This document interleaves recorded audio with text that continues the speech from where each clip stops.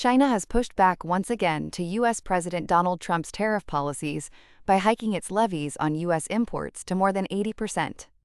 China's Office of the Tariff Commission of the State Council said tariffs on U.S. goods will rise to 84% from 34%, starting on April 10th, according to a translation of the announcement.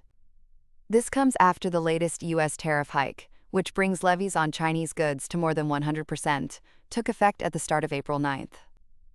The repeated escalation of the tariffs threatens to bring trade between two of the world's most important economies to a standstill.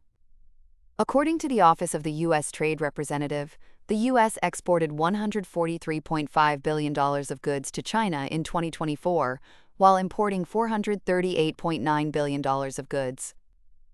The Trump administration announced a sweeping new tariff policy last week and warned other countries not to retaliate. Some nations, including Japan, have seemed willing to negotiate on tariffs, but China appears to be taking a more hardline stance.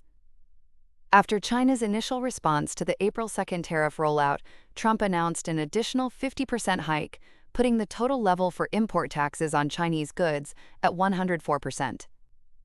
The U.S. had already imposed new tariffs on China before it rolled out its full trade policy in April. China, along with Canada and Mexico, was hit with new levies earlier in Trump's presidency as part of what the administration says was an effort to stop fentanyl from entering the U.S. The trade war appears to have spooked investors around the world, as global equity markets have sold off sharply in April. The S&P 500 finished Tuesday down nearly 20% from its peak, putting the leading U.S. index of a bear market. South Korea's Kospi index dipped into a bear market of its own on Wednesday. Stocks in Shanghai and Hong Kong are also down sharply since the U.S. tariff announcement on April 2nd.